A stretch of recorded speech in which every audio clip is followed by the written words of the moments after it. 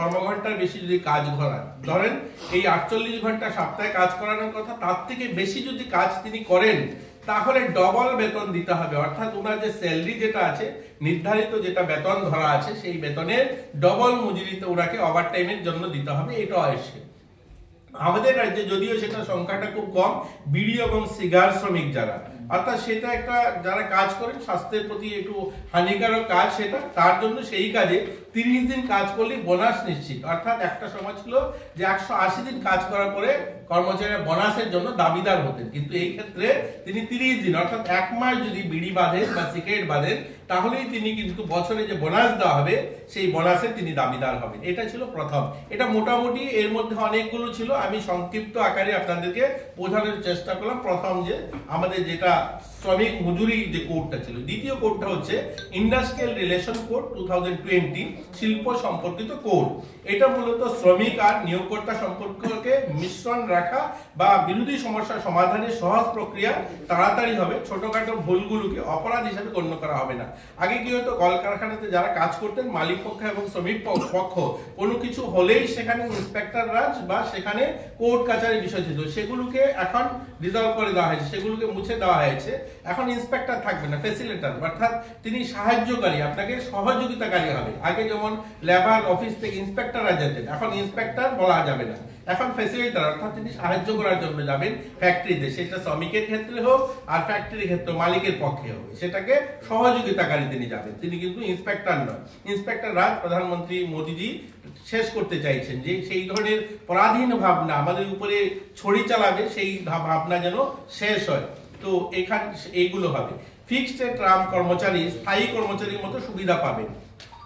আগে কি হতো, আমাদের ফ্যাক্টরিগুলোতে কলকারখানাতে বিশেষ করে যারা স্থায়ী কর্মচারী থাকতেন এবং অস্থায়ী কর্মচারী থাকতেন, স্থায়ী কর্মচারীদের সুবিধা আলাদা আলাদা হতো এবং অস্থায়ী কর্মচারীদের সুবিধা আলাদা হতো। এবার এরকম নয়, স্থায়ী কর্মচারীরা যা যা সুবিধা পাবেন অস্থায়ী কর্মচারীরাও সমান সুবিধা পাবেন সেই ক্ষেত্রে।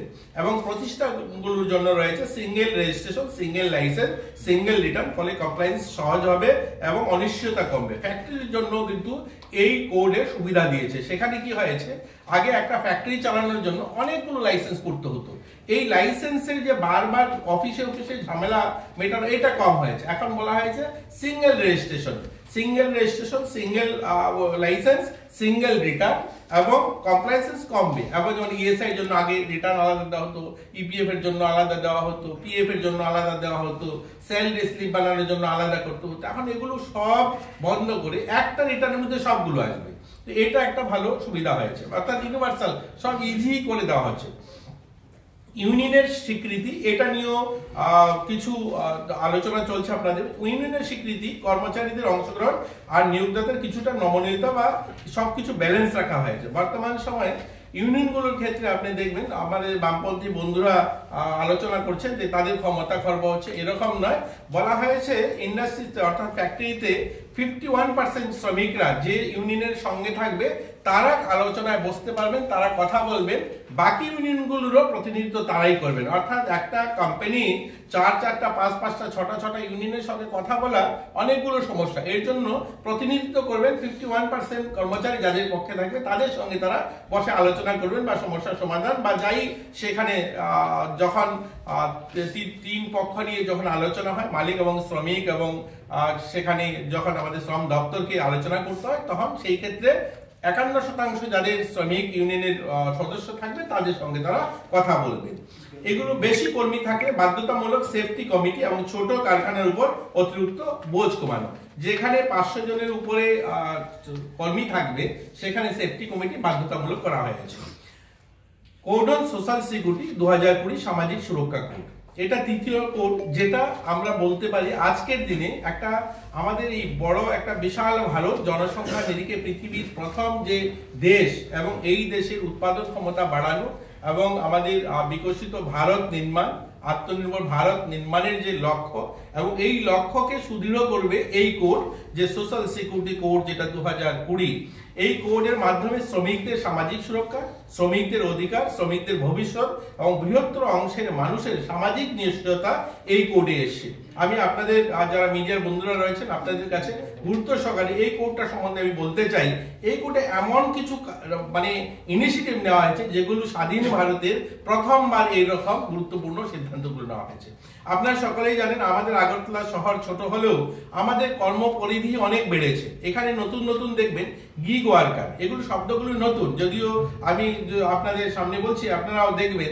গিগ ওয়ার্কার আমাদের রাজ্যে ছিল না আজ থেকে 5 বছর আগে। এই যে ডেলিভারি বয়গুলো যারা কাঁধে করে ব্যাগ ঝুলিয়ে বাড়িতে খাবার পৌঁছে দেয়, এগুলো 5 বছর আগে আমাদের রাজ্যে ছিল না, এখন প্রথমবার শুরু হয়েছে। বা আমরা প্ল্যাটফর্ম ওয়ার্কার, এই যে অ্যামাজন বা অন্যান্য প্ল্যাটফর্ম থেকে জিনিস কেনাকাটা করি, আমরা অনলাইনে অর্ডার দিচ্ছি, বাড়িতে জিনিস নিয়ে আসে, ব্যাগ কাঁধে নিয়ে লোকগুলো চলে আসে, এগুলো আমাদের রাজ্য আজ থেকে 5 বছর আগে ছিল না।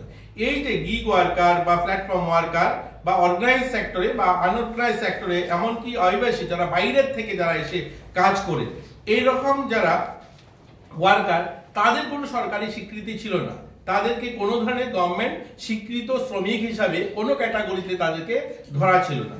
এবার এই কোডের মাধ্যমে, সোশ্যাল সিকিউরিটি কোডের মাধ্যমে তাদেরকেও একটা সুরক্ষা ছাতা আনা হয়েছে।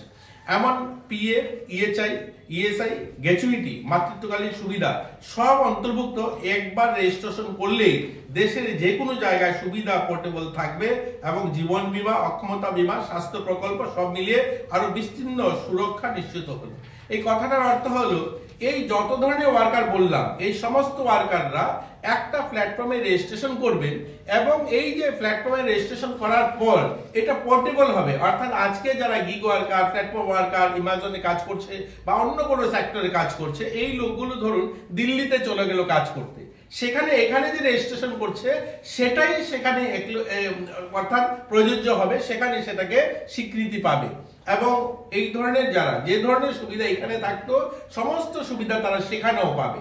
অর্থাৎ ওই আমরা সকলেই জানেন ওয়ান নেশন ওয়ান রেশন যেটা শুরু হয়েছে, একজন রেশন কার্ড হোল্ডার আমাদের রাজ্যে সে রেশন নিতে পারবে, আসামে গিয়েও এই রেশন কার্ডে সে রেশন উঠাতে পারবে, সে দিল্লি গিয়েও রেশন উঠাতে পারবে। এইরকমই এই ক্ষেত্রেও এই সমস্ত ওয়ার্কাররা এখানে যে রেজিস্ট্রেশন করবে, এই রেজিস্ট্রেশন কার্ডটা আধার লিঙ্কেজ থাকবে, সে দিল্লিতে গিয়েও সে সেই শ্রমিক হিসাবে সেখানেও তার সুবিধাগুলো তার পাবে। এটা এই কোড আমাদেরকে সুরক্ষিত করলো।